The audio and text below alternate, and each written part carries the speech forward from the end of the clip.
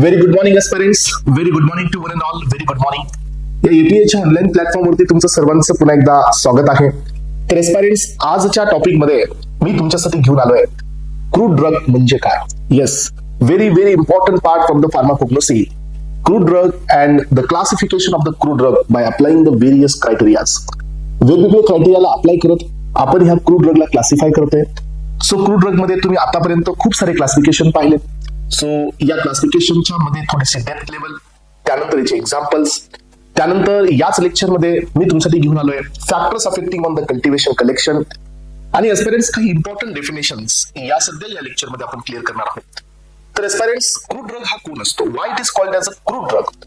Y not it is called as a drug? Yes, so whenever we are using a term drug that is called as a active pharmaceutical ingredient, so जो की आपण formulation मध्ये वापरत असतो. मग तो drug हा कोणता पॉइंट आहे किंवा तो कोणता प्रकार आहे आणि क्रूड ड्रग हा कोणता प्रकार आहे, या दोघांच्या मध्ये काय मेजर डिफरन्स असतो. आणि हे जे क्लासिफिकेशन तुमच्या समोर आता घेऊन आलो मी, सो जसं की according to the source, according to the nature, so किंवा according to the alphabet, according to the pharmacology, according to the chemical classification, मोठा क्लास असणार आहे हा. आणि आजपर्यंत या बेसिसवरती एक्झाम मला क्वेश्चन्स ऑलरेडी आलेले आहेत. कोणतीही कॉम्पिटेटिव्ह एक्झाम पहा, सो फार्मसी रिलेटेड त्या प्रत्येक कॉम्पिटेटिव्ह एक्झाम मध्ये यावरती क्वेश्चन्स तुम्हाला 100% पाहायला मिळतील. सो म्हणूनच या टॉपिकला खूप डीप लेवल पर्यंत आज आपल्याला क्लिअर करायचंय. तर एस्पायरंट्स, क्रूड ड्रग म्हणजे नेम इटसेल्फ इंडिकेट की ज्याच्यावरती मॉडिफिकेशन झालेलं नाहीये, ज्याच्यावरती प्रोसेसिंग झालेली नाहीये, केमिकल चेंजेस त्याच्यामध्ये केलेले नाहीयेत, जो ऍज इट इज हा नॅचरल सोर्स किंवा ऍज इट इज तो मिनरल सोर्स किंवा ऍज इट इज हा कोणत्या वेगळ्या सोर्स पासून घेण्यात आलाय, ज्याच्यावरती प्रोसेसिंग करून त्याला या ठिकाणी ड्रगच्या फॉर्मॅटमध्ये कन्वर्ट करण्यात आलेलं नाहीये, या ड्रगला आपण क्रूड ड्रग असं म्हणत असतो. तर एस्पायरंट्स, याची एक कम्प्लीट डेफिनेशन मी या नोट्स मध्ये दिलेली आहे, पाहू शकता. So crude drug refers to a natural substance of the plant, किंवा तो अॅनिमल्स असू शकतो किंवा तो मिनरल ओरिजिनचा असू शकतो. सो यालाच आपण मराईन म्हणतो. ओरिजिनचा असू शकतो, that will be used as a yes raw material. एकतर हे रॉ आहे ज्याच्यावरती कुठल्याही प्रकारची सो मिनिमल प्रोसेसिंग करण्यात आलेली आहे फॉर द मेडिसिनल पर्पज. ज्याच्यावरती कोणत्याही प्रकारची प्रोसेसिंग करण्यात आलेली नाहीये, कोणत्याही प्रकारची पोस्ट मॉडिफिकेशन करण्यात आलेली नाहीये for the medicinal purpose. So crude drug is obtain without any chemical modification, except म्हणजे काय काय सोडून, ज्याच्यामध्ये आपण ड्राईंग करणं, समजा एखादं आपण एक्स्ट्रॅक्ट घेतलं, आपण त्याला ड्राय केलं आणि आपण त्याला ड्रग म्हणतोय. नाही, ड्राईंग ही एक केमिकल मॉडिफिकेशन नाहीये, ग्रिंडिंग हे केमिकल मॉडिफिकेशन नाहीये, पल्वरायझेशन पण केमिकल मॉडिफिकेशन नाही आहे. सो हे जस्ट साईज रिडक्शन, ड्राईंग या प्रोसेस आहेत. म्हणजे या प्रोसेस केल्यानंतर तो ड्रग होतो नाही, ह्याही काही प्रोसेसेस आहेत ज्याच्यामध्ये फक्त स्वतःचं मॉइश्चर कंटेंट बदललं जाईल, पार्टिकल साईज बदलली जाईल, तरी पण हा क्रूड ड्रगच आहे. कारण या प्रोसेस सोडून याच्या व्यतिरिक्त तुम्ही जे प्रोसेस कराल, मॉडिफिकेशन कराल, तर तो ड्रग कन्वर्ट होईल. सो ज्याच्यावरती ह्या केमिकल मॉडिफिकेशन झालेले नाहीये, तर तो ड्रग हा क्रूड ड्रग हा कन्सिडर केला जातो. तर एस्पायरंट्स, या फार्माकोग्नोसीच्या दुनियामध्ये सो सगळ्यात ब्रॉड मोठं क्लासिफिकेशन जर कशाच असेल तर हे क्लासिफिकेशन आहे क्रूड ड्रगचं क्लासिफिकेशन. आणि आज तुम्हाला कळेल की कोग्नोसीचे ड्रग्स माहित असणं, कोग्नोसीचे पार्ट ऑफ प्लांट्स माहित असणं, कोग्नोसीचे सो या ठिकाणी केमिकल क्लासिफिकेशन माहित असणं हे किती इम्पॉर्टंट आहे. कारण हे सगळे क्लास एकत्र येणार आहेत. हे क्लासिफिकेशन तुम्हाला इथून तर करायचंच आहे पेरेंट्स, पण जे तुम्ही पुढचे क्लास आहेत, अल्कलाइड आहे, ग्लायकोसाइड आहे, टर्पेनॉइड आहे, टॅनिन्स आहेत, रेजिन्स आहेत, मी पहिल्याच क्लासमध्ये सांगितलंय की ते जर तुम्ही केले असतील तर त्याच्यासोबत हे क्लासिफिकेशन ऑटोमॅटिकली होऊन जाते. ऑर्गनाइज्ड ड्रग, अनऑर्गनाइज्ड ड्रगचा डिफरन्स जो आहे तोही इथं क्लिअर होऊन जाईल. लिफलेटचा डिफरन्स आपण ऑलरेडी कव्हर केलाय. आता ऑर्गनाइज्ड अनऑर्गनाइज्ड पण इथं तुमचं ऑटोमॅटिकली क्लिअर होऊन जाईल. केमिकल क्लासिफिकेशन सोबत सो तुमचं येस इथं फार्माकोलॉजिकल क्लासिफिकेशन सध्या क्लिअर होऊन जाईल. म्हणून या ठिकाणी हे सगळ्यात ब्रॉड, सगळ्यात मोठं क्लासिफिकेशन आहे. So classification of the crude drug according to the source. Second classification is according to the alphabet. Next classification is according to the taxonomy. Next classification is according to the morphology, according to the chemical nature, according to the pharmacological nature, according to the chemotaxonomy and serotoxonomical classification. एवढे सगळे classification या crude ड्रगचे देण्यात आलेले आहेत parents.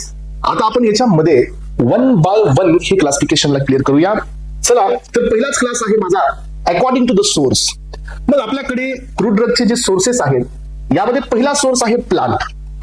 म्हणजे maximum जे काही drugs आहेत आपल्याकडे हे प्लांट ओरिजिनेटेड आहे. यांना आपण प्लांट पासून ओरिजिनेट करतो. सो या प्लांट मध्ये मग आपल्याकडे अल्कलाइड आहेत. अल्कलाइडचं क्लासिफिकेशन तुम्हाला माहित असायला पाहिजे. Nux vomica, opium, cinchona, ergot, Rauwolfia असे खूप सारे आहेत. बेलाडोना आहे, सुस्ट्रॅमोनियम आहे, दतुरा आहे. हे सगळे कोण आहेत? हे प्लांट ओरिजिनेटेड आहेत. इथं तुम्ही एवढे ड्रग्स देऊ शकता. येस, सो लिमिट नाही एवढे ड्रग्स देऊ शकता, पण फक्त माहित असायला पाहिजे. हे जनरल ओरिएंटेशन आहे. ग्लायकोसाइड्स आहेत. सो डिजिटली सेन्ना, लिकोरिस वगैरे. लिपिड्स आहेत, ओलाटाईल ऑइल्स आहेत. सो टॅनिन्स आहेत, रेजिन्स आहेत. सो यानंतर कार्बोहायड्रेट्स आहेत. काही हॉर्मोन सध्या तुम्हाला या ठिकाणी प्लांट ओरिजिनेटेड असतात आणि हे एक्झाम्पल इथं आपण पाहतोय स्टुडंट्स. सेकंड वन आहे अॅनिमल ओरिजिनेटेड, ज्यांना आपण अॅनिमल पासून ओरिजिनेट करतो.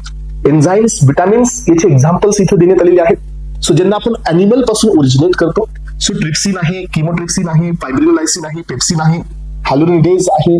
व्हिटॅमिन्स मध्ये कॉड लिव्हर ऑइल आहे, शार्क लिव्हर ऑइल आहे.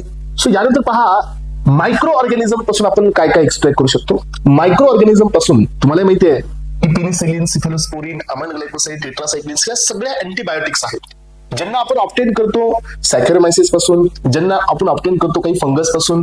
सो ज्यांना आपण ऑब्टेन करतो वेगवेगळ्या स्पीसीज पासून. यानंतर पहा मिनरल मध्ये इन ऑर्गॅनिक सबस्टन्सेस आहेत. केओलिन आहे, टाल्क आहे, सो डायॲटोमाइट आहे, बेंटोनाइट आहे, अस्बेस्टोस आहे. हे कोण आहेत? हे मिनरल ओरिजिनेटेड आहेत. सो काही मराईन आहेत. So antimicrobial, cephalosporin, antiviral. So या ठिकाणी सो एजंट हे सिडोटॅनिन वगैरे आहेत, अँटीकोअगुलंट, कॅरोजिनन, कार्डिओव्हास्क्युलर आहेत काही, ऑक्टोपामाइन. तर हे कोणत्या बेसिसवरती हे क्लासिफिकेशन देण्यात आलं? तर हे क्लासिफिकेशन देण्यात आलेलं आहे on the basis of source. तर एस्पायरंट्स थोडंसं पुढे या. आता आपल्याकडे नेक्स्ट क्लासिफिकेशन आहे according to the morphology. Yes, next classification आपल्याकडे आहे अकॉर्डिंग टू द मॉर्फोलॉजी. मॉर्फोलॉजीच्या येस बेसिसवरती आपण हे क्लासिफिकेशन पाहतोय. सो इथं एक गोष्ट लक्षात ठेवा एस्पायरंट्स. सो मॉर्फोलॉजी मध्ये इथं तुम्हाला लक्षात घ्यायचंय की ही मॉर्फोलॉजिकल क्लासिफिकेशन मध्ये आपण पार्ट ऑफ द प्लांट हे कसा पाहतो त्या बेसिसवरती तुम्हाला एक डिफरन्स इथं दिलेला आहे. तो म्हणजे organised drug and unorganised drug. आतापर्यंत कोग्नोसीच्या या दुनियामध्ये ऑर्गनाइज्ड आणि अनऑर्गनाइज्ड मधला डिफरन्स जर क्लिअर झाला नसेल तर आता या लेक्चर मध्ये हा डिफरन्स क्लिअर करून घ्या. What is the difference in between the organised and unorganised drug.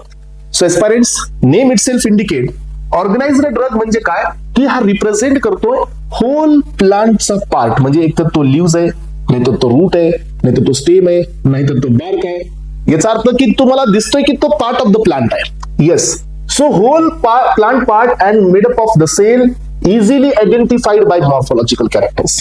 जसं की रूट, जसं की स्टेम, जसं की शूट, जसं की बार्क, जसं की फ्लावर, जसं की फ्रुट्स, असं काही असेल तर याला म्हणायचं complete organised. So we can identify by using some morphological characters. So this drugs are belongs to the organised, जसं की leaves, digitalis, datura, senna, fruits, fennel, coriander, bark, cinchona, cinnamon, arjuna असे बरेच बार्क आहेत, सीड आहेत, काही roots आहेत. तर हे झाले ऑर्गनाइज्ड.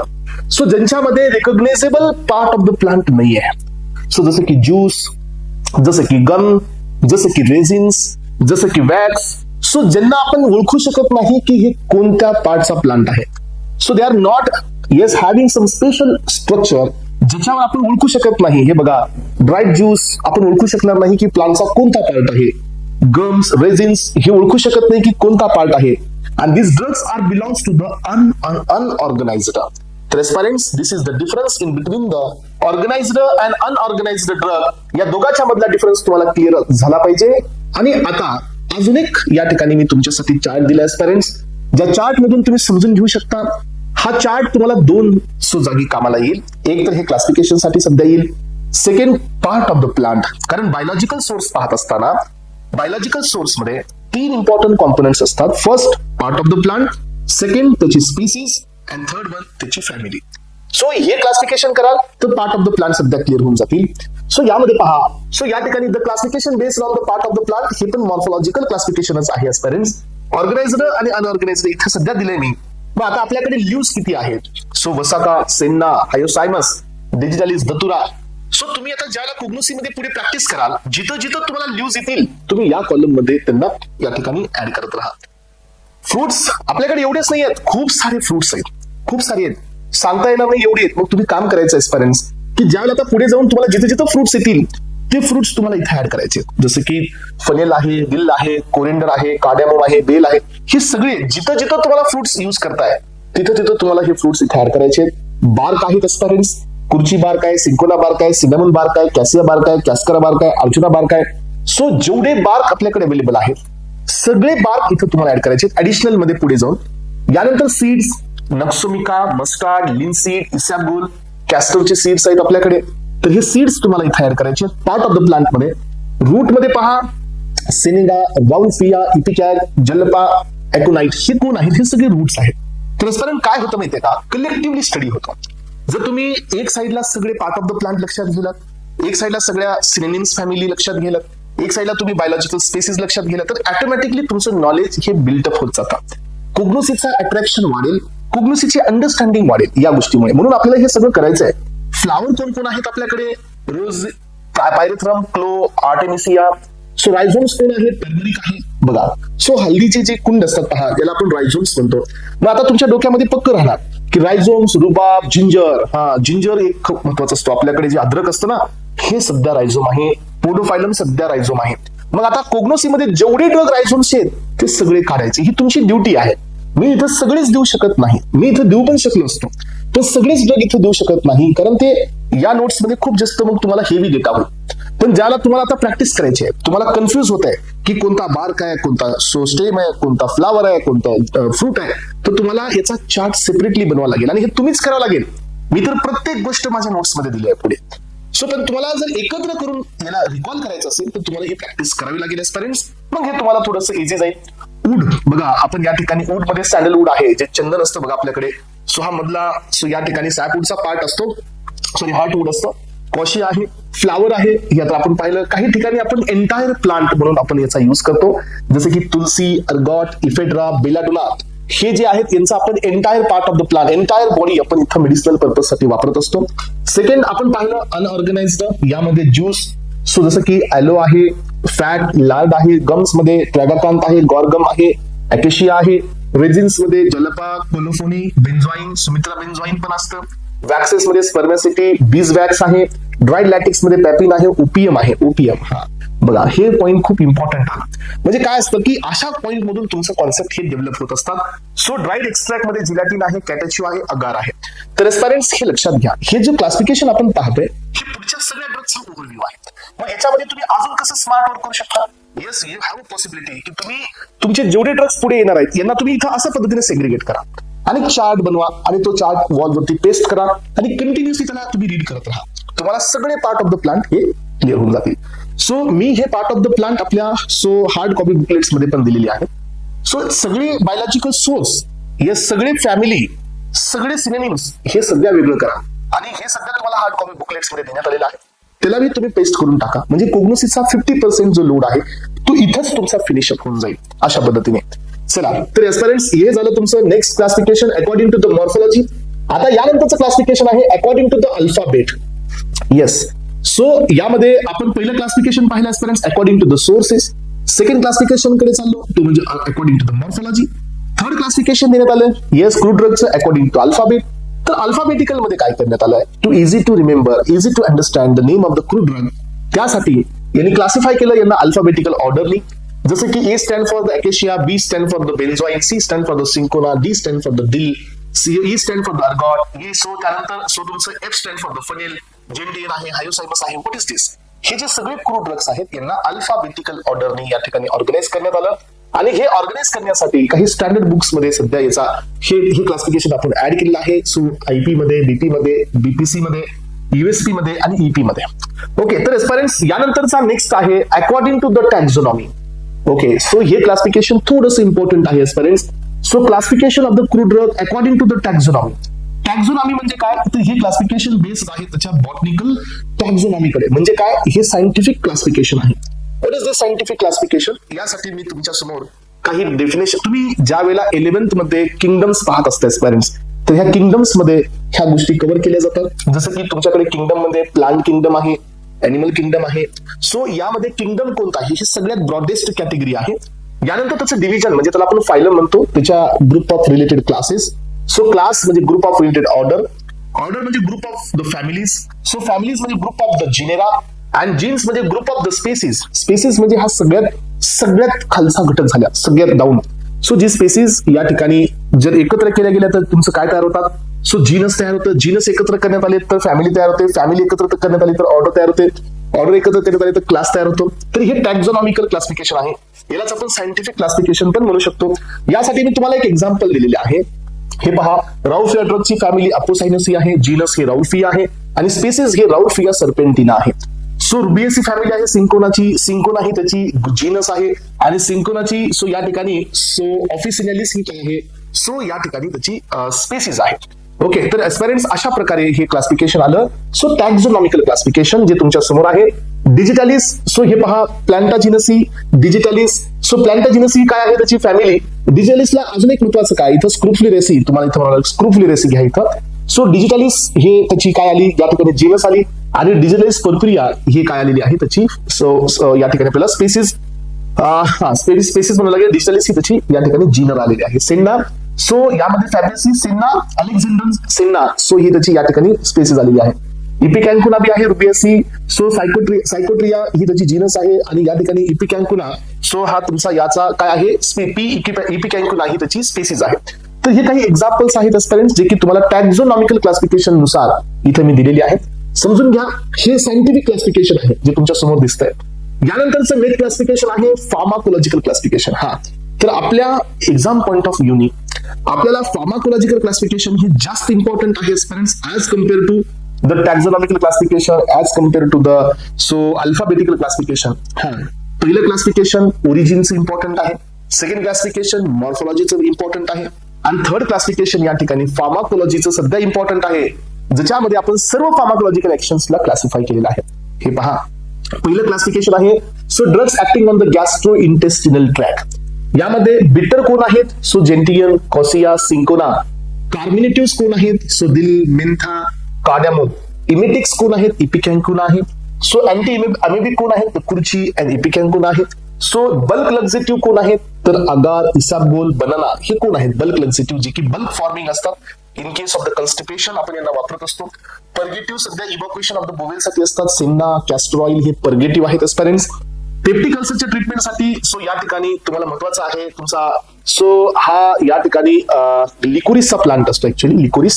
सो ज्याच्यामधून आपण ग्लायसिलिक ऍसिड किंवा ग्लायसिलिक ऍसिड आपण तयार करत असतो किंवा रॉ बनाना सध्या यासाठी काम करतात. यानंतर पहा drugs acting on the respiratory system. So respiratory system मध्ये सो एक्सपेक्टोरंट म्हणून आपण लिकोरिसचा युज करतोय, एपिकॅकचा युज करतोय. वसाका तुम्हाला माहिती आहे की सो एक्सपेक्टोरंट मध्ये वसाकाचा खूप मोठा रोल आहे. सो अँटी एक्सपेक्टोरंट आहे स्ट्रॅमोनियम म्हणजे ॲट्रोपिन. देन अँटी टेश्यू आहे ओपियम. सो कोडीन असेल, देन नोस्कॅपिन असेल. हे टेश्यू म्हणजे कफ सप्रेसंट आहेत एस्पेरेंट, सेंट्रल ऍक्टिंग कफ सप्रेसंट आहेत. ब्रोंकोडायलेटर मध्ये इफेड्रा आहे. सो जो सगळ्यात मेन असतो कोग्नोसी मधला अमायनो अल्कलाइड माहून याचं हे सिनोनिम असतं. सो टी पण आहे. Drugs acting on the cardiovascular system, cardiac system वरती काम करणारे ड्रग्स. कार्डिओटॉनिक मध्ये डिजिटलिस आहे, स्क्विल आहे, स्ट्रोफॅन्थस आहे. येस, सो हे काय आहेत तर हे याचे ड्रग्स आहेत, एक्झाम्पल्स आहेत जे की कार्डिओटॉनिकचं काम करतात. हे ग्लायकोसाइड म्हणून येतात ऍक्च्युअली. कार्डियक सप्रेसंट कोण आहेत तर सिंकोना, वेराट्रम हे कार्डियक सप्रेसंट आहेत. वेजो कन्स्ट्रिक्टर कोण आहेत जे ब्लड वेसलला कन्स्ट्रिक्ट करून सो ब्लड प्रेशर वाढवण्याचं काम करतात. तर यामध्ये अर्गॉट आहे. तुम्हाला माहिती आहे की अर्गोटामाइन डायहायड्रोइड, अर्गोटामाइन हे ड्रग्स आपण अल्फा 1 सो वरती काम करणारे ड्रग्स पाहिले. इफेड्रा आणि अर्गॉट. अँटी हायपरटेन्सिव्ह मध्ये कोण आहे तर राउल्फिया, ज्याच्यामध्ये रेझरपाइन असतो जो VMAT2 इनहिबिटर असतो, तुम्हाला आठवत असेल कोलॉजी मध्ये. Yes, serpentina. यानंतर drugs acting on the autonomic nervous system. So ऍडव्हान्सिक ड्रग मध्ये इथे इफेड्रा आहे. सो इथे इफेड्रा आहे. सेकंड कोलिनर्जिक सिस्टम मध्ये फायसोस्टिग्मिन याच्यामध्ये फायसोस्टिग्मा वेनोनसम पासून आपल्याला फायसोस्टिग्मिन मिळतो जो की सो ऍसिटिलकोलिनस्टरेजचा इनहिबिटर असतो, म्हणजे ऍसिटिलकोलिनला ऍक्टिव्हेट करणार असतो. पिलोकार्पस जॅबोरंटी ज्याच्यामधून पिलोकार्पिन मिळतो. येस, अँटीकोलिनर्जिक मध्ये बेलाडोना आहे, धतुरा आहे, सो हायोसायमस आहे, ॲट्रोपिन जिथून आहे. सो जिथून हे ड्रग्स निघतात तर ते ड्रग्स हे अँटीकोलिनर्जिक आहेत एस्पेरेंट्स. देन नेक्स्ट ड्रग आहे drugs acting on the central nervous system. So central analgesic जे सेंट्रल पेन किलर आहेत तर ते कोण आहेत? ओपियम आहे, मॉर्फिन आहे. सो सीएन स्टिम्युलंट हे कॉफी आहेत. देन एनालिटिक ड्रग आहे सो नक्सोमिका लुबेली आहे. सीएनएस डिप्रेसंट हायोसायमस आहे, बेलाडोना आहे. हॅलोसिनोजेनिक ड्रग सो जे ड्रीम स्टेट इंड्यूस करतात हायोसायमस पुन्हा बेलाडोना आहे. सो हॅलोसिनोजेनिक कॅनॅबिस, पॉपी आणि त्याचं लॅटिक्स आहे. सो स्मूथ मसल रिलॅक्संट हा लक्षात घ्या स्मूथ मसल रिलॅक्संट मध्ये ओपीएम आहे ज्याचा रोल हा स्मूथ मसल वरती असतो. I am not talking about the skeletal muscle. Skeletal muscles वरती क्युरियर असतात. हे खूप जास्त इम्पॉर्टंट आहे. क्युरियर तुम्हाला फार्माकोलॉजी मध्ये आठवत असेल, D tuberculin. That is called as a curare. याला एरोरूट पॉइझन सध्या म्हणलं जातं. सो हे क्युरियर असतात aspirants. Then anti cancer. So vinca, podophyllum, camptotheca, taxus, paclitaxel, docetaxel, vincristine, vinblastine, vinorelbine हे कोण आहेत? हे सगळे कोग्नोसीमध्ये इटोपोसाइड आहे ना, टिनोपोसाइड्स हे कोण आहेत? हे सगळे अँटी कॅन्सरचे ड्रग आहेत. अँटी रुमॅटिक मध्ये कोल्चिकम आहे, गुगुल आहे, अॅक्युनाइट आहे. सो अँथेलमेंटिक्स मध्ये कोशिया, मेलफर्न, सो विदांग आहे. इम्युनोमॉड्युलेटर्स मध्ये अश्वगंधा आहे. Very very important. अश्वगंधा ह्या लक्षात घ्या. हे महत्वाचा ड्रग असतो अश्वगंधा. याच्यामध्ये स्टेरॉइड्स प्रेझेंट असतात. तर हा स्टेरॉइडल अल्कलाइड असतो. तुलसी आहे, जिन्संग आहे. सो जिन्संग सध्या इम्पॉर्टंट आहे. सो त्यानंतर पहा, सो यानंतर हा पिकुरिजा आहे आणि कुरुआ. सो हे काही ड्रग्स आहेत. हे शेवटचा काही अननोन आहे. यानंतर पहा ऍस्ट्रिंजंट मध्ये सो ब्लॅक कॅटॅच्यू आहे. मेन मायरोबालन आहे, ब्लॅक कॅटॅच्यू सध्या आहे. अँटी मलेरियल मध्ये सिंकोन आहे, आर्टिमिस्लिन आहे. Very very important. So local anaesthetic मध्ये कोका आहे एस्पेरेंट्स. यामध्ये अजून एक ड्रग लक्षात ठेवा. डायबिटीस मेलाइटिस मध्ये कोणता ड्रग असतो सांगा? डायबिटीस मेलाइटिस साठी या कोग्नोसी मधला कोणता ड्रग हा डायबिटीस मेलाइटिस साठी असतो आपल्याकडे? येस, ज्याच्यामध्ये मेन कोण असतं जे डायबिटीस साठी काम करतं? तर लक्षात ठेवा बिटर गार्ड जे असतं आपल्याकडे करेला. तर हे डायबिटीस मध्ये इम्पॉर्टंट असतो. हे याच्यात दिलं नाही, पण काही ऍडिशनल पॉइंट्स तुम्ही यामध्ये ऍड करू शकता. चला, तर हे क्लासिफिकेशन तुमचं क्लिअर झालं. आता आपण नेक्स्ट क्लासिफिकेशन कडे चाललो, जे क्लासिफिकेशन तुम्हाला माहिती आहेत ऑलरेडी. सो कोणते क्लासिफिकेशन तुम्हाला माहिती आहेत? According to the chemical nature. जसं की अल्कोलाइड मध्ये क्लासिफिकेशन आहे, प्रोपिन अल्कोलाइड. सो अल्कोलाइड मध्ये इंडोल अल्कोलाइड, अल्कोलाइड मध्ये सो पिरिडीनचे अल्कोलाइड, अल्कोलाइड मध्ये स्टेरॉइड अल्कोलाइड्स. तर हे कोणतं क्लास आहे? हे आहे केमिकल क्लासिफिकेशन जे तुम्ही ऑलरेडी केलेलं आहे. येस, अँथ्राक्युरोन इथं बघा अल्कोलाइड मध्ये अमाइन आहे, इंडोल आहे, क्युनोलिन, आयसोक्युनोलिन, प्युरिन, पिरिडीन, पायपिरिडीन, प्रोपेन हे सगळे क्लासिफिकेशन तुम्ही ऑलरेडी केले. मी तर एक्झाम्पल काही सगळे दिले नाही आहेत, पण हे सगळे एक्झाम्पल इथं देऊन फायदा नाही, कारण ते सगळे पुढे वापस आले. Yes, ephedra, rauwolfia, ergot, opium, tea, coffee, lobelia, cinchona हे सगळे ड्रग्स आहेत. सो याचं क्लासिफिकेशन ऑलरेडी तुमच्या सेमिनारच्या वे मधून झालेले आहे. सो इंडिव्हिज्युअल क्लास ज्याला सुरू होईल त्याला हे डिटेल क्लासिफिकेशन तुम्हाला पाहायला मिळेल. इथं खूप मी शॉर्ट मध्ये दिले. सो जसं की अँथ्राक्युरल ग्लायकोसाइड, सेन्ना, रुबाब, कॅस्करा, ॲलो, बिटर मध्ये काही आहेत, कार्डियक ग्लायकोसाइड्स आहेत आपल्याकडे. सो सायनोजेनेटिक ग्लायकोसाइड्स आहेत आपल्याकडे काही. तर हे क्लासिफिकेशन इथून नाही करायचे. हे क्लासिफिकेशन तुम्हाला इंडिव्हिज्युअल चॅप्टरच्या मधून करायचे. अल्कोलाइड, ग्लायकोसाइड, टर्पेनाइड हे 3 इम्पॉर्टंट क्लासिफिकेशन केमिकल बेसिसवरती देण्यात आलेले आहेत. कार्बोहायड्रेटचं क्लासिफिकेशन केमिकल बेसिसवरती नाहीये, रिझिनचं क्लासिफिकेशन केमिकल बेसिसवरती नाहीये, पण हे 3 इम्पॉर्टंट चॅप्टर जे आहेत तुमचे, या 3 इम्पॉर्टंट चॅप्टर मध्ये क्लासिफिकेशन मात्र केमिकल बेसिसवरती करण्यात आलेलं आहे एस्पेरेंट्स. सो हे क्लासिफिकेशन तिथून आपण करूया. यानंतरचं नेक्स्ट क्लासिफिकेशन आहे serotaxonomical classification. Classification based on the difference in their serum. Serum काय असतं सांगा? सेरमचा अर्थ आहे जिथं प्रोटीन आहेत, जसे की सेरम प्रोटीन, एन्झाइम्स आणि बायोकेमिकल मार्कर्स म्हणजे बायोलॉजिकल सबस्टन्सच्या बेसिसवरती हे क्लासिफिकेशन देण्यात आलेलं आहे. आणि this is called as a serotaxonomical classification aspirants. आणि या ठिकाणी तुमचा पहिला पोर्शन जो होता classification of the crude drug. Crude drug म्हणजे काय आणि क्लासिफिकेशन ऑफ क्रूड ड्रग म्हणजे काय इथं कम्प्लीट झालेलं आहे एस्पेरेंट्स, ज्याच्यामध्ये आपण 5 to 6 टाईपचे डिफरंट क्लासिफिकेशन पाहिले. आणि या क्लासिफिकेशन मध्ये डील केला आपण morphology, so according to the source, according to the pharmacology, according to the chemical nature. So याच्यामध्येच आपलं कव्हर झालं ऑर्गनाइज्ड, अनऑर्गनाइज्ड. याच्यामध्येच आपला क्लास कव्हर झाला पार्ट ऑफ द प्लांट जो आपण यूज करतो. हे सगळा क्लास म्हणजे कोग्नोसीची सुरुवात आहे ही. ओके, ही कोग्नोसीची बिगिनिंग आहे. आतापर्यंत आपण जे कोग्नोसी प्रिव्हियस लेक्चर मध्ये घेतलं हे सगळं बेसिक फाउंडेशन होतं. हा, याच्यामधून क्वेश्चन्स येतात, खूप सारे क्वेश्चन्स बार्कवरून, स्टोमाटावरून, ट्रायकोमसवरून. सो क्वेश्चन्स एक्झामला खूप सारे आहेत, पण ते सगळं बेसिकचा पार्ट आहे. हा ऍडव्हान्स सुरू झाला, इथून पुढे आपला कोग्नोसीची सुरुवात झालेली आहे. मग आता नेक्स्ट पॉइंट कडे चला. नेक्स्ट बीट आहे so factors affecting on the cultivation and collection. So जसं आपण कल्टिवेशन कलेक्शन करत असतो त्याच्यावरती कोणत्या फॅक्टर हे अफेक्ट करतात, कोणत्या फॅक्टरमुळे कल्टिवेशन कलेक्शन वरती इम्पॅक्ट येत असतो एस्पेरेंट्स, हे आता या लेक्चर मध्ये आपण पाहतोय. यामध्ये पहिला आहे अल्टिट्यूड. अल्टिट्यूड आणि लॅटिट्यूड तुम्हाला माहिती आहे. सो हे डिपेंड असतं की तुम्ही किती हाईट वरती वगैरे आहात. येस, अल्टिट्यूड म्हणजे काय की ग्राउंड सी लेवल पासून तुम्ही किती हाईट वरती आहात याला आपण अल्टिट्यूड म्हणतो.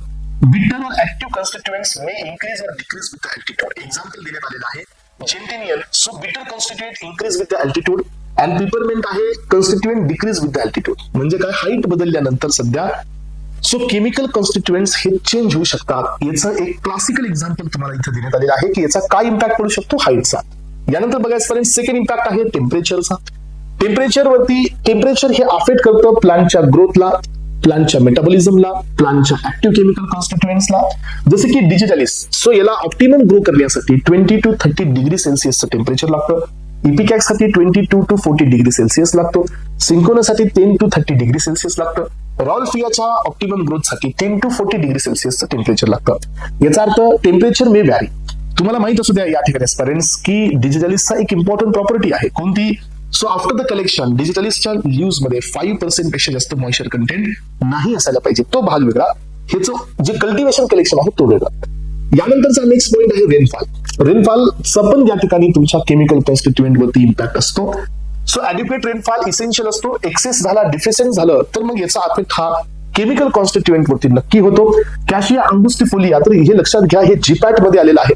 येस, जीपॅट मध्ये हा क्वेश्चन ऑलरेडी येऊन गेलेला आहे की जर तुमच्या कॅशिया अंगुस्टिफोलियामध्ये शॉर्ट टर्म ड्रॉट असेल, म्हणजे काय की जर थोड्या वेळासाठी, थोड्या दिवसासाठी रेनफॉल जर कमी झाला असेल, म्हणजे डिफिशियंट झाला असेल, तर सेनोसाइड ए आणि सेनोसाइड बी चं कंटेंट इन्क्रीज होतं.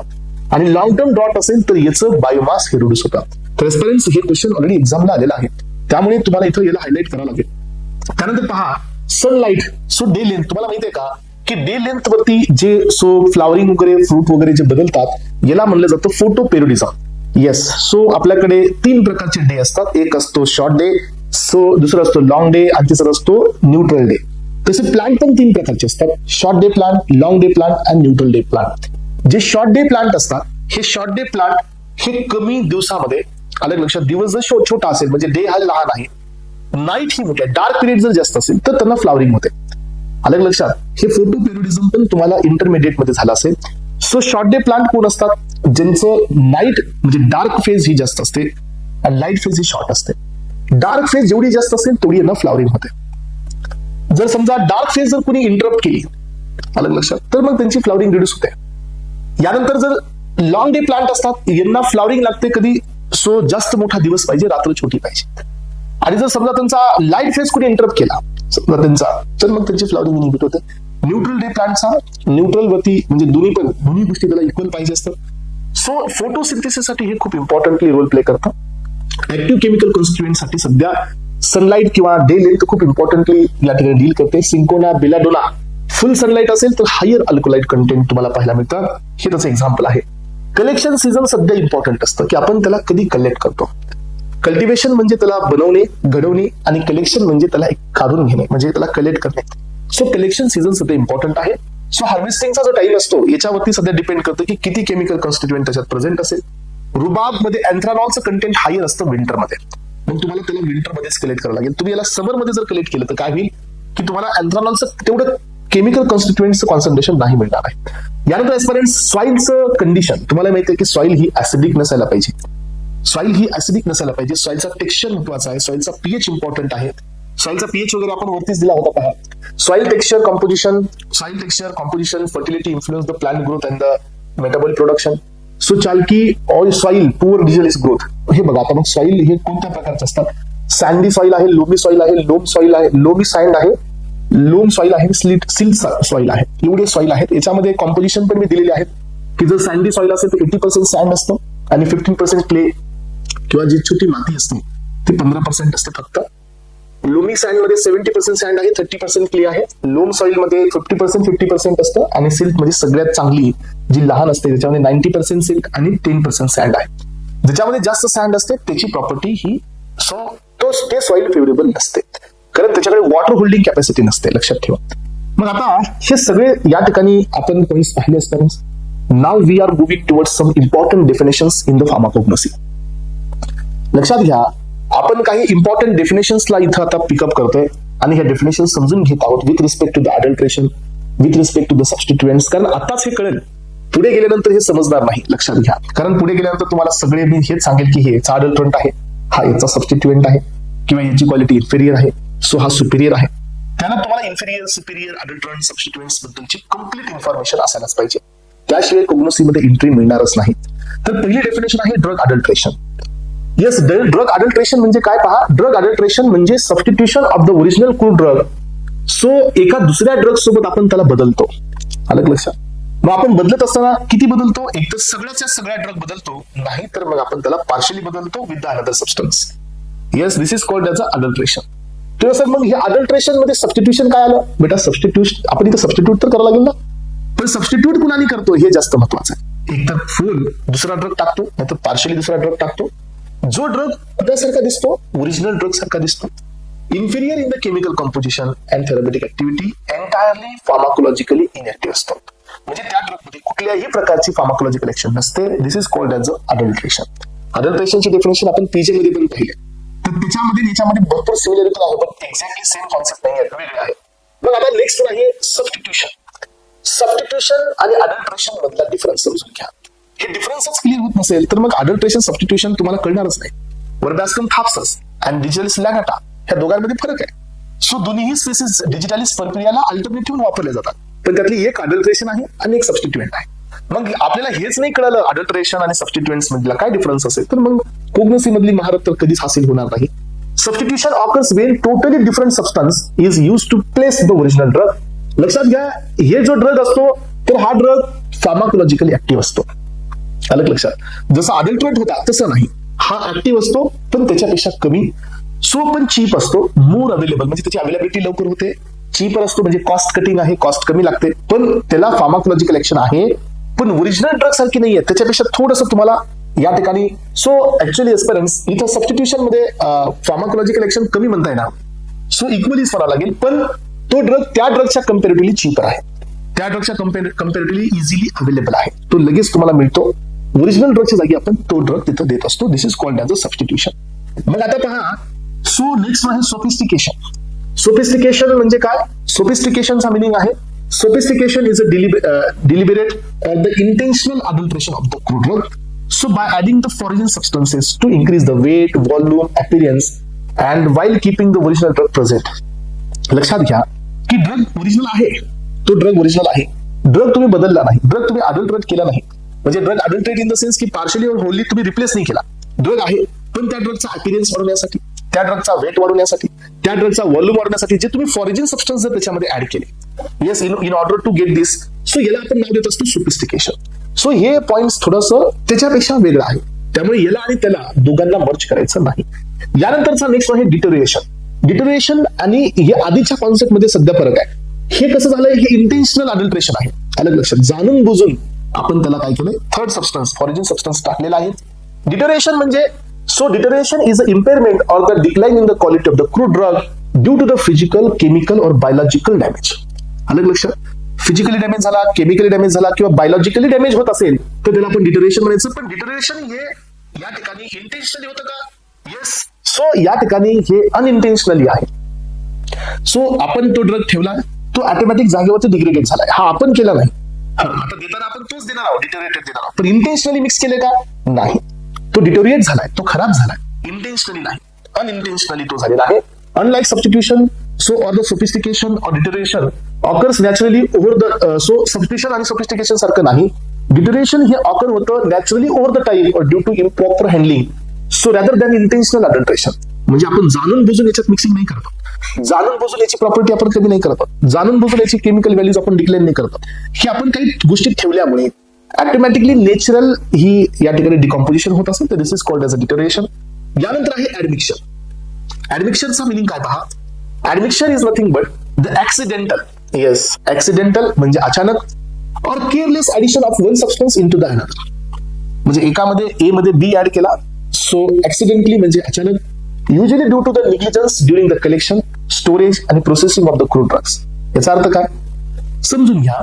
यामध्ये आता आपल्याला समजतं की समजा आपल्याकडे ए टाईपचं सीड आहे, सो जे सुपीरियर, तुम्हाला माहिती आहे का की मार्केटमध्ये तुम्ही साधं फनेल जरी आणायला गेलात, बडीशेप, तर त्याच्यामध्ये तुम्हाला कितीतरी व्हरायटीज पाहायला मिळते. इव्हन तुम्ही बदामकडे गेलात, बदाम, अलग लक्षात, ह्या बदामची कॉस्ट ही 400 रुपीज पर केजी पासून ते 2500 रुपीज पर केजी पर्यंत बदाम अवेलेबल आहेत. आपण त्याला बदामला फक्त बदामाकडून पाहतो असं नसतं, त्याच्यामध्ये असणाऱ्या ओलाटाईल ऑइल कंटेंट वरती त्याची प्राइस असते. तुम्ही ज्यावेळेला एखाद्या चांगल्या शॉपमध्ये गेलात ना, त्याला तिथे लेबलिंग सध्या असते की price is around 200 rupees per KG, ओलाटाईल oil content दिलेलं असतं खाली. सो यानंतर 600 रुपीज केजी खाली तुम्हाला काय मिळतं, त्याची प्राइस आणि या ठिकाणी त्याच्यामध्ये असणारं ओलाटाईल ऑइल कंटेंट. याचा अर्थ की आता समजा एकाच ठिकाणी हार्वेस्टिंग सुरू आहे. ज्या ड्रगची एका ड्रगमध्ये ओलाटाईल कंटेंट जास्त आहे एका बदाममध्ये, सो दुसऱ्यामध्ये पण जास्त आहे. मग आता काय केलं की हे आणि ते सो अनइंटेन्शनली हे कलेक्ट होत असताना मिक्स करण्यात आलं. हे याच्यामध्ये ते या ठिकाणी सो मिक्स करण्यात आलं. याला काय नाव दिलं आपण मग सांगा? So this is called as admixture. म्हणजे आपण एकाला दुसऱ्यामध्ये याला याच्यामध्ये आपण मिक्स करतोय, कलेक्शन करत असताना, स्टोरेज करत असताना, प्रोसेसिंग करत असताना. सो लक्षात घ्या ऍडमिक्शन सध्या अनइंटेन्शनल आहे. आलं लक्षात? सो हे सध्या कसं आहे? अनइंटेन्शनल आहे, इंटेन्शनल नाही आहे. सो सोफिस्टिकेशन, अडल्ट्रेशन, सबस्टिट्युएंट्स हे इंटेन्शनल आहे, आपण जाणून बुजून करतोय. यानंतर पहा इन्फेरियरिटी म्हणजे काय? इन्फेरियरिटी म्हणजे इन्फेरियर टू द क्वालिटी, म्हणजे क्वालिटी ही त्याच्यापेक्षा कमी असणं. स्टँडर्ड पेक्षा क्वालिटी डिक्लाइन असणं, स्टँडर्ड पेक्षा क्वालिटी डाऊन असणं. हे पहा, inferiority is refers to the standard or the poor quality of the drug that fails to meet the standard chemical, physical and therapeutic specification. जो ड्रग इन्फेरियर आहे हा word जर आला तर समजून घ्यायचं की त्या ड्रगला सो आपण क्वालिटीनी मॅच नाही करतोय. सो इन्फेरियर क्वालिटी म्हणजे त्या स्टँडर्ड ड्रग पेक्षा क्वालिटी हा कमी आहे. सो जसं की पहा, unlike substitution, sophistication, inferior may not be involve adding a foreign substances but it is often due to improper collection, storage or the poor quality of the raw material. तर हे पण अनइंटेन्शनल आहे. लक्षात घ्या की क्वालिटी इन्फिरियर कशी असते. Example देतो की आता तुम्ही कॉटनला कलेक्ट करताय, समजा कॉटन तुमच्या सो फार्मिंग मध्ये कॉटनला तुम्ही कलेक्ट करताय, but while collection of cotton त्या कॉटन सोबत तुम्हाला ऍडिशनल काही गोष्टी तुमच्या त्या कॉटन मध्ये ऍड होत आहे. तो कॉटन समजा खाली सॉइल मध्ये पडतोय तर काही सॉइलची मात्रा त्या कॉटन मध्ये येते. याचा अर्थ काय झाला की तो कॉटनची व्हॅल्यू जी असेल, मार्केट व्हॅल्यू, ती सगळ्या कॉटन पेक्षा कमी असेल. कारण का? हा कॉटन कलेक्शन करत असताना सो मिक्स झाला. म्हणजे हे इन्फेरियर जी क्वालिटी आली आहे ती कशामुळे आलेली आहे? आपण ऍड केलं नाही स्वतः, ते कलेक्शन, स्टोरेज करत असताना त्याची क्वालिटी डाऊन झालेली आहे. आणि हे पण अनइंटेन्शनलच असतं. लक्षात घ्या, इन्फेरियरिटी कलेक्शन करताना इम्प्रॉपर कलेक्शन केलं, इम्प्रॉपर स्टोरेज केलं, मग काय होईल की समजा आपण ए सबस्टन्स बी सबस्टन्स सोबत आपण स्टोअर केला, दोघांची क्वालिटी वेगवेगळी आहे, पण स्टोअर करत असताना आपण त्यांना मिक्स केलं, तर काय झालं मग की ए ची क्वालिटी ही बी च्या इन्फेरियर सोबत ही डाऊन झाली. सो हे पण अनइंटेन्शनल असतं. पुअर रॉ मटेरियलमुळे सध्या असं होऊ शकतं. Substitution with the superficial similar inferior drug. What is this? हे काय कॉन्सेप्ट आहे? सबस्टिट्यूशन विथ द, आता नावं सगळ्यांना तुम्हाला क्लिअर झाले बघा. सबस्टिट्यूशन काय आहे हे तुम्हाला लक्षात आलं. सबस्टिट्यूशन म्हणजे आपण ड्रगला रिप्लेस करतो, आणि आता रिप्लेसमेंट कुणासोबत चालली आहे? सुपरफिशियली सिमिलर म्हणजे मॉर्फॉलॉजिकली सेम आहे, बट इन्फिरियर म्हणजे क्वालिटीने डाऊन आहे. येस, हा. This occurs when the genuinely different or the inferior drug is used. So yes, in the place of the original drug, original ड्रगच्या जागी आपण हे ड्रगला रिप्लेस करतो because it look similar to the authentic drug. म्हणजे तो drug original drug सारखा दिसत असेल तर आपण त्याला त्या जागी बदलतो. So the substitute may appear similar visual but inferior in the chemical and the therapeutical. किंवा केमिकली आणि थेरापेटिकली हा इन्फिरियर असतो, म्हणजे केमिकल कॉन्स्टिट्युएंट्स डाऊन आहेत, थेरापेटिक ऍक्टिव्हिटी कमी आहे. ओके, तर मग आता आपल्या याच्यासाठी काही एक्झाम्पल्स इथं दिलेत मी. सो हे बघा, या ठिकाणी क्लो आहे यामध्ये. सो सायझियम अरोमॅटिकम हे ड्राईड फ्लावर बर्डचा क्लो आहे. सो याला आपण मदर क्लो किंवा क्लो स्टाल्क असं म्हणतो. सो सॉरी, हे जो क्लो आहे ओरिजिनल ड्रग आहे, याला आपण सबस्टिट्यूट करतो मदर क्लो आणि क्लो स्टाल्क सोबत. सॅफ्रॉन आहे, क्रोकस सटायवस, हे स्टिग्मा पासून आपण ऑब्टेन करतो, याला आपण पुन्हा सबस्टिट्यूट करतो. सो से फ्लावर सोबत आपण सबस्टिट्यूट करतो. ड्राईड फ्लावर ऑफ द कार्थेमस टिंक्टोरियस, याच्यासोबत आपण याला सबस्टिट्यूट करतो. What is this? This is substitution with the superficially similar inferior quality drug. आलं लक्षात? मॉर्फॉलॉजिकली सेम आहे बरं क्वालिटी कंटेंट नाही आहे. यानंतरची नेक्स्ट डेफिनेशन आहे सबस्टिट्यूशन विथ द सबस्टँडर्ड. अलग लक्षात, सबस्टँडर्ड हे काय आहे बघा. So in this type the substitution occurs when the genuine but inferior. म्हणजे काय? ड्रग हा जेन्युइन आहे, म्हणजे असं नाहीये की खूप म्हणजे वेगळा आहे. जेन्युइन म्हणजे काय? ओरिजिनलच आहे, पण ओरिजिनल मध्ये सेकंड लाईन आहे, थर्ड लाईन आहे. तुम्ही पाहू शकता मार्केटमध्ये एका प्रोडक्टचे वेगवेगळे रेट आहेत. याचं कारण काय? ड्रग तोच, पण जेन्युइननेस मध्ये डिफरन्स असतो. क्वालिटीमध्ये जसं की कॉटन मध्ये 100% कॉटन, 80% कॉटन, 60% आहे कॉटनच, बट कॉटन मध्ये काय आहे? जेन्युइन मध्येच तुम्हाला काय मिळेल? थोडी डिफरन्स पाहायला मिळेल. सो हे पहा, so in this type substitution occurs when a genuine but inferior. Inferior म्हणजे पुन्हा एकदा क्वालिटीने थोडासा कमी, और the sub standard space of the same drug is place in place of the authentic drug. म्हणजे ओरिजिनल ड्रगच्या जागी ओरिजिनलच ड्रग द्यायचा आहे, पण थोडासा क्वालिटीने सब स्टँडर्ड वाला. अलग लक्षात. Example, substitution is belongs to the same genus or the family. बघा, फॅमिली सेम आहे, जीनस सेम आहे, बट सो काही ऍक्टिव्ह केमिकल कॉन्स्टिट्युएंट्स ऍब्सेंट असतात. किंवा आहेत तर त्याची इफिकेसी ही लोअर असते. ओके, तर याला नाव द्यायचं substitution with the substandard. Original drug senna आहे, अलेक्झांडर सेन्ना. सबस्टँडर्ड ही पेरुवियन सेन्ना आहे, कॅसिया अंगुस्टिफेलिया. हे सेन्ना अलेक्झांडर आहेत. सो यामध्ये लोअर अँथ्राक्युलॉन कंटेंट आहे, लेस इफेक्टिव्ह लेक्झिटिव्ह आहे. आलं लक्षात? यामधला दोघांच्या मधला फरक लक्षात आला तुम्हाला? हा, तर हे झालं तुमचं so substitution with the substandard. हे काय होतं? Substitution with the inferior.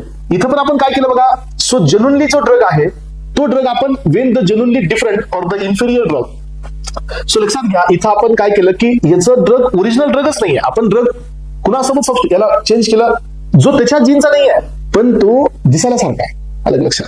So इथं काय केलं आपण, so substitution with the substandard. हा दिसायला जेन्युइन आहे म्हणजे त्याच स्पेसिसचाच आहे पण क्वालिटीने इन्फिरियर आहे. वरतीचा काय होता की तो त्याच जीनसचा नाही आहे पण दिसायला सारखा आहे.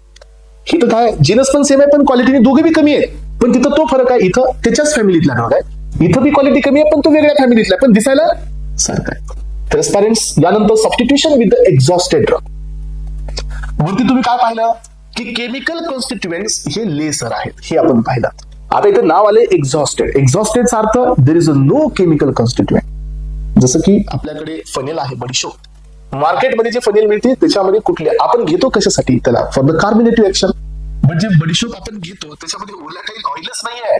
Yes, that is what exhausted funnel. अलग लक्षात, जे मार्केटमध्ये तुम्ही पाहता प्रोसेसिंग केलेली असते. Substitution with the exhausted drug.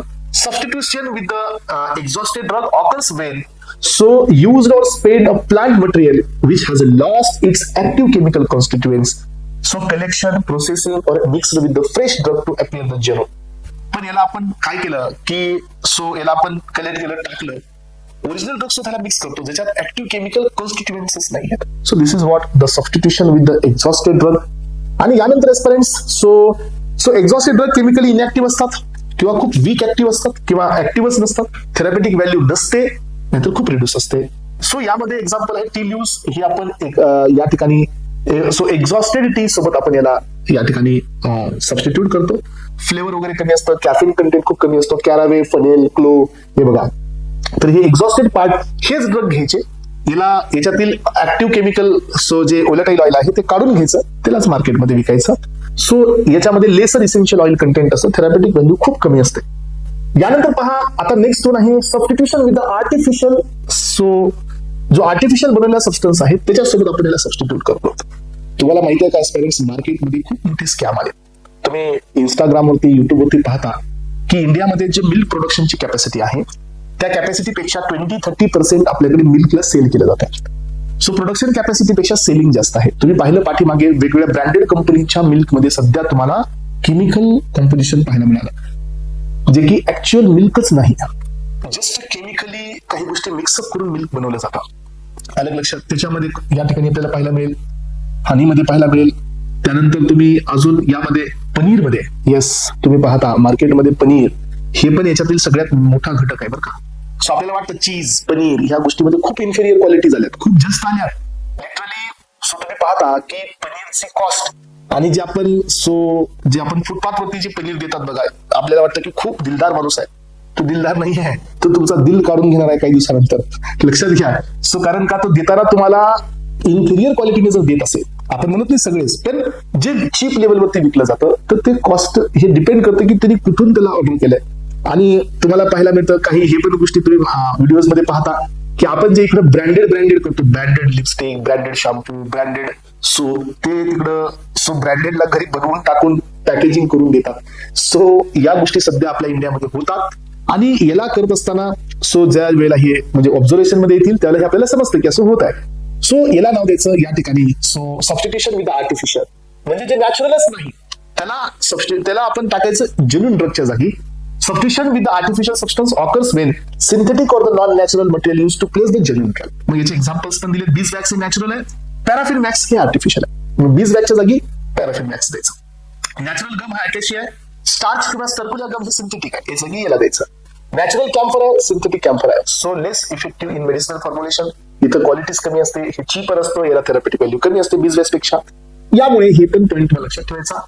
So यानंतर आहे टोटिपोटेन्सी, हे पण एक डेफिनेशन लक्षात ठेवा. What is this? A cell characteristics in which it has a potential to forming the all types of the cells. म्हणजे छोट्याशा सेल पासून होल प्लांट बनत असेल तर याला आपण टोटिपोटेन्सी असं म्हणतो. अजून काही डेफिनेशन आहेत. डिफरन्सिएशन, रिडिफरन्सिएशन आणि डिडिफरन्सिएशन. हे ऐकले तुम्ही कधी? येस, डिफरन्सिएशनचा अर्थ काय माहितीये का, की सेल डिव्हिजन होणे आणि सेल डिफरन्स होणे, सेलमध्ये डिफरन्स येणे. सो ज्याला सेल डिव्हिजन होतं त्यावेळेला सेल हे कॉमन होतात, कॉमनली तयार होतात. मग त्या कॉमन सेल हे पुन्हा मॅच्युअर होत त्यांचे फंक्शन्स वेगवेगळे होतात. That is what cell differentiation. Correct sir? So पुन्हा काय होतं बघा, की जर काही इन्सिजन झालं, काही कट झाला, तर मग पुन्हा ते सेल एकत्र येऊन पुन्हा डिव्हिजन करतात. That is differentiation. Yes, cell आपल्या प्लॅनमध्ये 3 इम्पॉर्टंट कॉन्सेप्ट असतात: सेल डिफरन्सिएशन, डिफरन्सिएशन, रिडिफरन्सिएशन. पहिली स्टेटमेंट लक्षात घ्या, डिफरन्सिएशन. डिफरन्सिएशनचा अर्थ काय? Once the cell division is completed, cells are become mature. आणि मॅच्युअर झाले की यांचे फंक्शन्स वेगवेगळे होतात. जसं की कॉर्क वेगळे फंक्शन करेल, कॉर्टेक्स वेगळे फंक्शन करतील, व्हॅस्क्युलर बंडल वेगळे फंक्शन्स करतील. So this is what the differentiation. पण जसं जरूरत पडेल यांना डिव्हिजन होण्याची, पुन्हा ते एकत्र येऊन डिव्हिजन करतात. That is differentiation. जसं तरी वापस सेल बनवले, पुन्हा त्याला त्याची जी नीड होती सेल डिव्हिजनची ती संपली, पुन्हा ते सेपरेट होतात. That is रिडिफरन्सिएशन. 3 डेफिनेशन आहेत. फोटोपेरिडिझम आहे, हे एक आहे. सो अजून 2-3 डेफिनेशन्स कोग्नोसीमध्ये थोड्या मेन आहेत. ते वाटलंच तर इथं तुम्हाला नोट्समध्ये मी टाकून ऍड करून देतो. ओरली तर तुम्हाला मी सांगितलंच. फोटोपेरिडिझम पण लक्षात ठेवा, जे आताच तुम्हाला सांगितलं. हे टोटिपोटन्सी पण लक्षात ठेवा, जे तुम्हाला मी आताच सांगितलं. सो अशा पद्धतीने आपण या कोग्नोसीमध्ये नेक्स्ट पडावकडे जातोय. जनरल फार्मा कोग्नोसीच्या 70% सिलेबसला आपण आज इथं एंड केले पॅरेंट्स. नेक्स्ट लेक्चरमध्ये सो आता आपण पाहणार आहोत physical evolution, chemical evolution of the crude drugs. Crude ड्रग्सचं इव्हॉल्युशन पॅरामीटर्स पाहिजे आपल्याला. आणि नॉट ओनली क्रूड ड्रग्स, बाकीचे बी पॅरामीटर्स आहेत. Leaf, stomatal index, vein islet number, vein termination number, तोही आपल्याला पाहायचा आहे. सो याच्यानंतर असेल आपल्या सगळ्या सिस्टम, आयुर्वेदा, सिद्धा, युनानी, आयुर्वेदाचे सर्व फॉर्म्युलेशन. सो हे सगळे आपल्या जीपॅट, नायपर, DI, RRB, ESIC या सगळ्या गव्हर्नमेंट एक्झामसाठी, सगळ्या कॉम्पिटिटिव्ह एक्झामसाठी हे कोग्नोसी खूप जास्त मात्रामध्ये इम्पॉर्टंट आहे पॅरेंट्स. सो आजच्या लेक्चरमध्ये आपण इथपर्यंत पोहोचलोय. नेक्स्ट लेक्चरमध्ये आपण याच्या पुढचा पार्ट घेणार आहोत. ओके, चला, thank you so much. Have a nice day.